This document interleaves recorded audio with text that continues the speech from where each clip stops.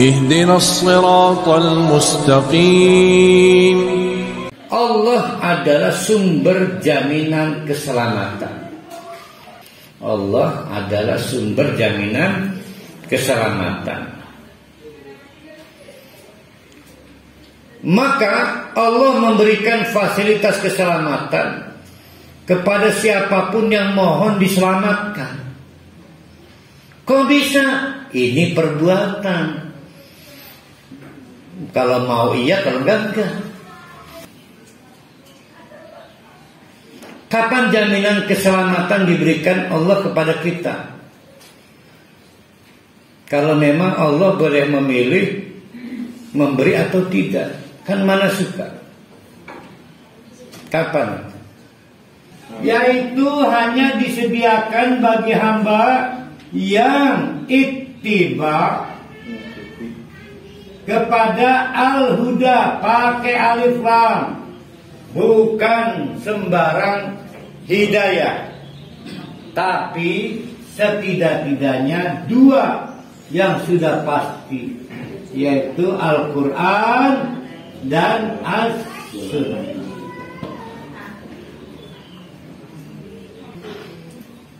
Kembali wassalam, namanya jaminan keselamatan itu hanya diberikan kepada man orang ittaba'a yang mau susah payah berada di atas petunjuk Allah dan Rasulnya, yaitu Al-Quran dan Sunnah. Nah, kita bikin sekarang rumusnya. Jangan ditawar. Berarti kadar keselamatan berbanding lurus dengan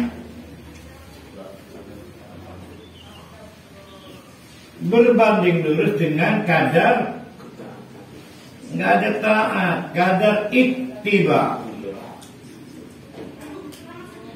Berbanding lurus. Semakin kuat ittibanya, semakin sempurna jaminan keselamatan dari Allah. Rumusnya. Udah jangan dirubah-rubah para di rumusnya ini. Ditulis di spanduk dokon di kamar. Saya ulangi, kadar keselamatan yang ditawarkan oleh Allah itu akan berbanding lurus dengan kadar ittiba kita kepada hidayah. Itu jangan ragu. Nah, yang jadi masalah, hidayah itu kan banyak. Saya mencatat 8 jenis hidayah. Boleh milih Ustaz? Salah. Karena ini urut-urutan. Kalau belum sampai ketemu yang ke-8, belum disebut hidayah. Ya. Saya mau mulai dari angka 8 apa dari angka 1? Ini berarti yang benar mas 1. Yang pertama, hidayah ilmu. Mau sholat harus punya ilmunya. Mau zakat harus punya ilmunya. Dibuktikan datang ke majelis ini tuh orang dapat hidayah. Tapi saya sering mengatakan, saya ini paling pinter ngebantu bapak-bapak ibu-ibu tahu sesuatu. Tapi saya nyerah kalau soal memberi hidayah. Jadi batas saya adalah transfer keilmuan.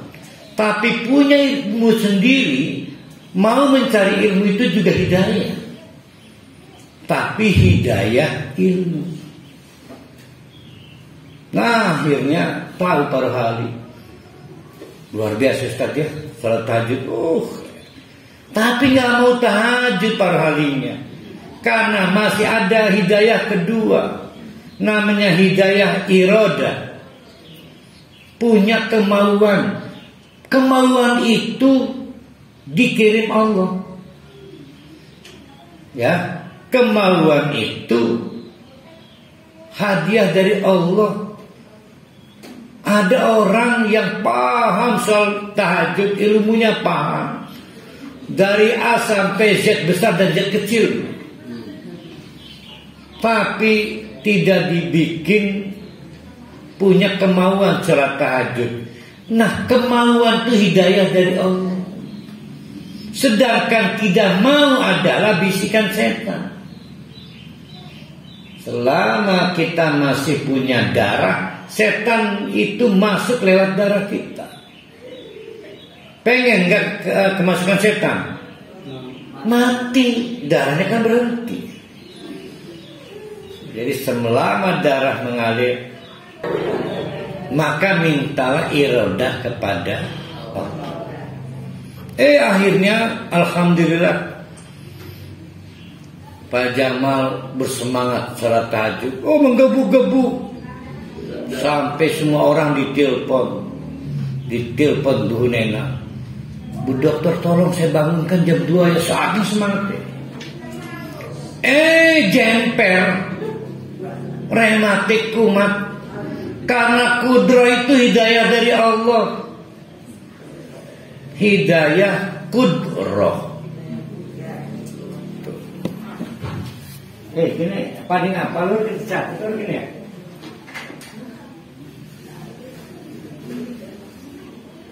Ingat, ini bukan pilihan ya.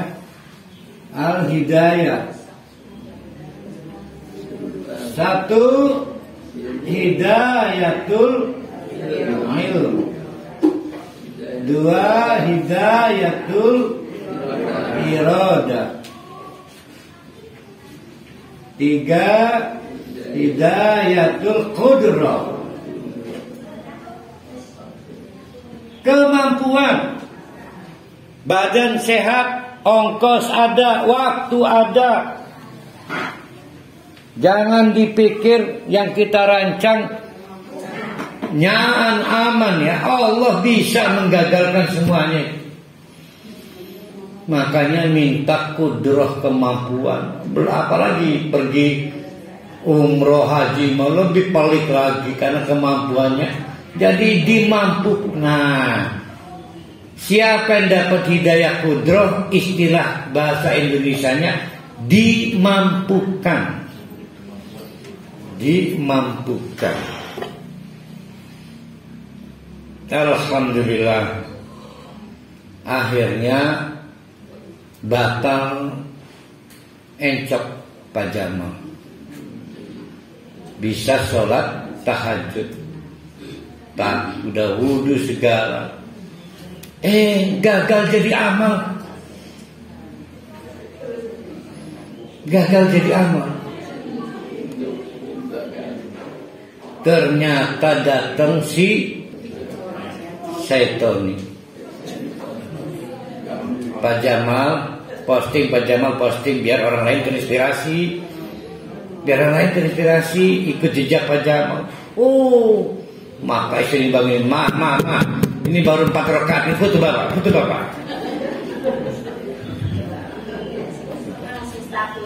Hancur itu amalnya itu. Wa zayyana lahum a'malahum asy-syaitan. Dipikirnya bagus.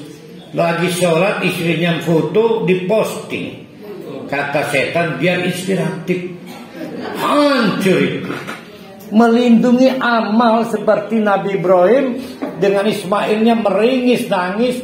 Ya Allah, tolong jadikan amal makbul setelah rehat Ka'bah. Dan itu hidayah. Namanya hidayatul amal. Melindungi amal udah capek-capek batal. Nah, alhamdulillah istrinya bisa ditegur, udah mama jangan malah nantinya batal amalan papa. Udah tidur sana ngeganggu suami aja. Alhamdulillah sukses. Besoknya berangkat ke toko, sepi. Nggak ada orang, ngebengkel laptop. Pak Jamal ngelamun, apa faedahnya salat tahajud begian. Toko sepi. Malamnya suneh, tahajud maning kapok. tidak bisa istiqomah. Hanya Allah yang bisa membuat kita istiqomah. Ngulang lagi, jangan membuat kesimpulan sendiri. Namanya hidayatul istiqomati. Ya. Ada kiai memberi nasihat, suami yang soleh motivasi istrinya biar istiqomah, salah. Nggak ada ngasih, hanya Allah yang ngasih istiqomah itu. Suami mah tukang ngegoda doang.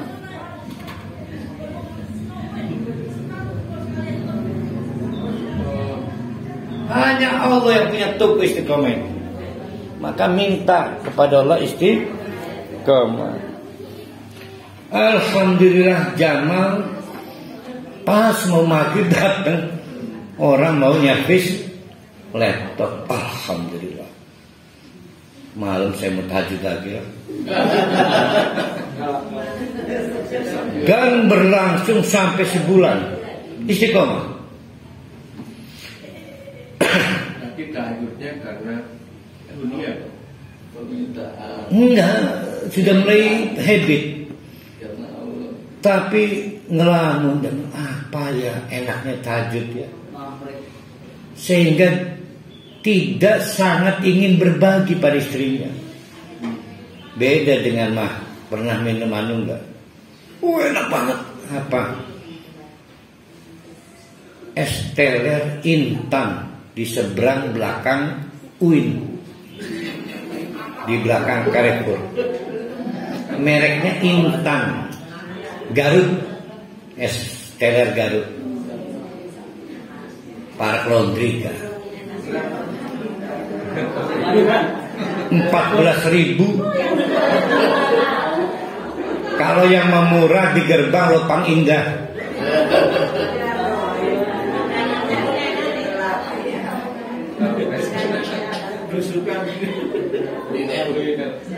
Oh itu saya senang, maka pulang mah. Yuk, kenapa? Berbagi karena dapat nikmatnya. Pernah ada yang dapat nikmatnya tahajud.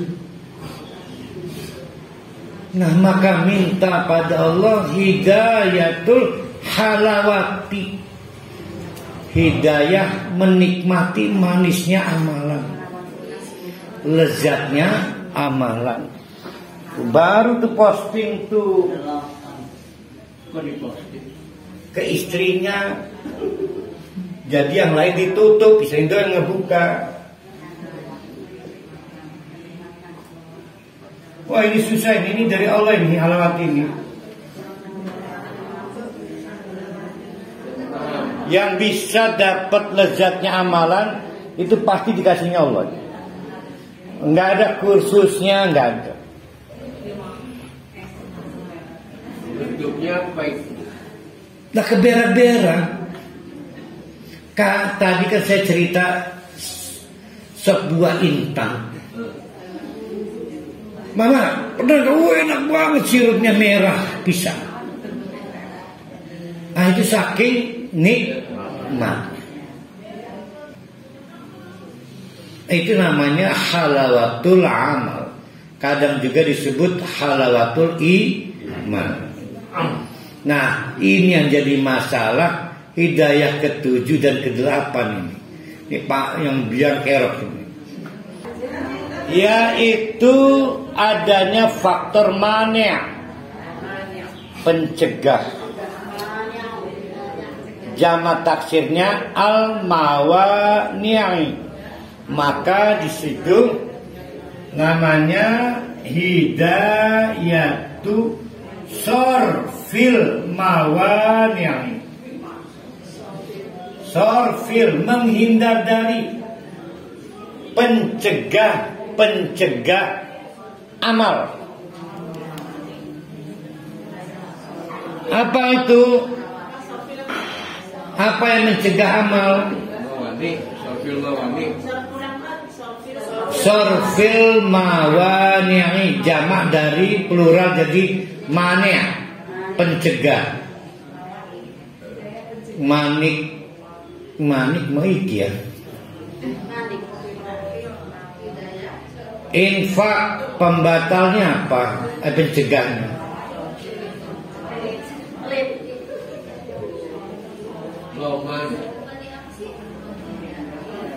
Setiap amalan ada mani'nya. Contoh syirik, maka runtuh semuanya. Infak menyakiti yang diberi infak, mempersoalkan yang sudah 20 tahun lalu diinfakkan, hancur. Padahal 20 tahun kemudian kita persoalkan. Nah itu namanya, itu menghindarnya susah itu. Itu butuh bantuan Allah, maka disebut sorfil mani'i atau al-mawani. Nah, yang terakhir adalah salamatum minal bid'ati. Salamatum minal bid'ati, atau lengkapnya hidayatu salamatim minal bid'ati.